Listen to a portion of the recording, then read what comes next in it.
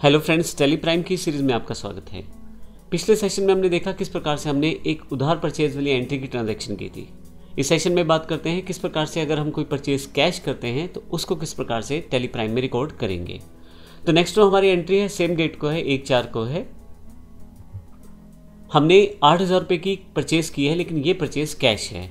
तो आइए देखते हैं इस एंट्री को किस प्रकार से हम टेली प्राइम में करेंगे। तो जैसे मैंने पहले बताया था कि लास्ट वाउचर जो हमने यूज़ किया होता है वो पहले से ही ओपन हो जाता है। इसके साथ साथ यदि आप देखेंगे तो यहाँ ऑटो नंबरिंग ऑन है। परचेज़ के बाद यहाँ पे नंबर 3 वाउचर है, तो मेरा ये तीसरा वाउचर एंटर करने वाला है। बाकी इन्फॉर्मेशन आपको वैसे ही डालनी है जैसे बाकी इन्फॉर्मेशन पिछले वाउचर में डाली गई है, जैसे सप्लायर का इनवॉइस नंबर, पार्टी का नाम, पर्टिकुलर्स इत्यादि। और इधर से यदि आप डेट चेंज करना चाहें तो डेट। लेकिन अभी मेरा जो वाउचर है सेम डेट पे है, और लेकिन एक फ़र्क ये है कि इस बार कैश परचेज़ है। किसी कारण से अगर आपका परचेज वाउचर यहाँ सिलेक्टेड नहीं है, मान लीजिए मेरे पास कोई और वाउचर सिलेक्टेड है, तो ऐसे केस में मैं यहाँ पे परचेज यहाँ राइट हैंड से दिए गए परचेज बटन पे क्लिक कर सकता हूँ। मैंने यहाँ परचेज वाउचर को क्लिक कर दिया है, तो आप देखेंगे मेरे पास यहाँ पे परचेज वाउचर सेलेक्ट हो गया है, जो कि तीसरा वाउचर है मेरा इस पूरी टेली प्राइम में। अब यहाँ सप्लायर इनवॉइस नंबर पे यहाँ पे मैं जो भी सप्लायर का इनवॉइस नंबर है उसकी एंट्री कर सकता हूँ। तो यहाँ मैं सिंपल अपने रेफरेंस के लिए अभी कैश 001 परचेज लिख देता हूँ। फिर से एंटर, नीचे की तरफ अपडेट आ जाएगा आपके पास। पार्टी का नाम, अब यहाँ पे आपके पास जो अकाउंट है वो कैश है, क्योंकि मैंने यहाँ कैश परचेज किया है। उसके पश्चात आप पार्टी डिटेल्स, यानी कि किस सप्लायर से आपने परचेज किया है सामान, उसकी जानकारी आप दे सकते हैं।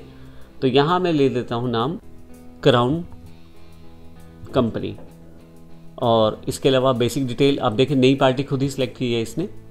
मेलिंग नेम, एड्रेस इत्यादि अगर आप इन्फॉर्मेशन देना चाहें तो वो, और स्टेट अगर आप फर्दर इन्फॉर्मेशन देना चाहते हैं वो। फाइनली आपके पास यहाँ पे फिर से एंट्री अवेलेबल है। यहाँ से मैं परचेज़ की एंट्री करना चाहता हूँ, क्योंकि ये भी लोकल परचेज़ है। तो यहाँ जो अमाउंट है वो मैं डालना चाहूँगा। यहाँ से मेरी गुड्स की वैल्यू 8,000 रुपये है जो मैंने परचेज़ की हैं, तो यहाँ 8,000 रुपये एंटर कर देता हूँ। यहाँ से मैं, मेरे गुड्स की वैल्यू 8,000 रुपये है, तो यहाँ 8,000 एंटर कर देता हूँ। फिर से एंटर, और फाइनली नीचे आते हुए यहाँ से मैं नरेशन एंटर करूँगा। फिर से एंटर, और अगर आप यहाँ एक्सेप्ट कर दें तो आपका ये बिल एंटर हो जाएगा। लेकिन इसके साथ साथ मैं एक इन्फॉर्मेशन और यहाँ पे पास करना चाहता हूँ। वो है जब मैं अपने प्रोडक्ट को लेना चाहता हूँ तो वो डिटेल्स मैं सेव करना चाहता हूँ, एक्स्ट्रा डिटेल्स, जो कि उसकी चाहे इंपोर्ट डिटेल्स हो, चाहे उसके ऑर्डर डिटेल्स हो, बेसिक डिटेल्स उसकी मैं कैप्चर करना चाहता हूं। तो उसके लिए आप कैसे कर सकते हैं, तो आइए वो भी देखते हैं। अभी मैं इसे नो कर देता हूं और कॉन्फ़िगर पे चला जाता हूं। यहाँ से मैं यहाँ पे कॉन्फ़िगर पे आप देखेंगे बहुत सारे ऑप्शंस आपके पास अवेलेबल हैं। यहाँ शो मोर कॉन्फ़िगरेशन आपके पास पहले येस होना चाहिए, अगर यहाँ नो रहेगा तो काफ़ी सारी ऑप्शन आपके पास कम आएंगी। तो यहाँ पे मैं शो मोर कॉन्फ़िगरेशन में यहाँ पे येस कर देता हूँ, ताकि मेरे पास सारे ऑप्शन यहाँ दिखाई दें। इसके बाद मेरे पास जो नीचे की तरफ एक ऑप्शन है, यहाँ से provide receipt, order and import details. अगर मैं इसे येस कर देता हूँ तो मैं यहाँ पे ऑर्डर डिटेल्स या इंपोर्ट डिटेल्स की इन्फॉर्मेशन को सेव कर सकता हूँ एंट्री करते हुए।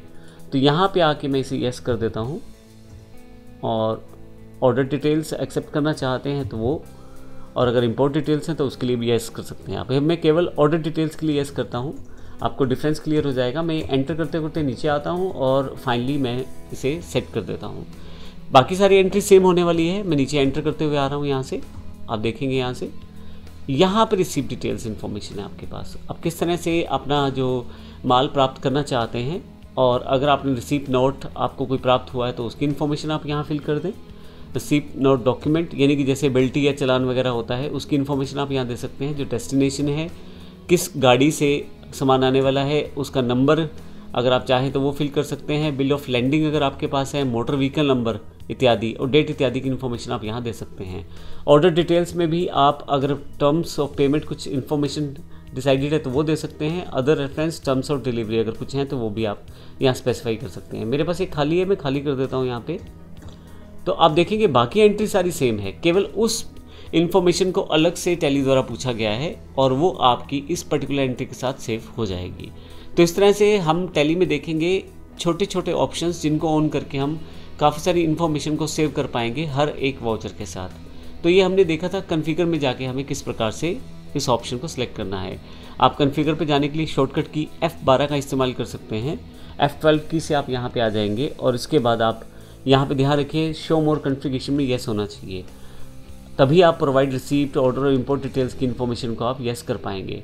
और अगर आप ये डिटेल नहीं देना चाहते हैं तो आप नो कर दीजिए, ताकि बाकी वाउचर्स में मेरे पास ये ना पूछे। तो मैं यहाँ एंटर करके फिर से वापस आ जाता हूँ और फाइनली एंटर करते हुए यहाँ से मैं एंटर करता हूँ और नरेशन जो मैंने दी है और फाइनली एक्सेप्ट, तो ये मेरी एंट्री हो जाती है।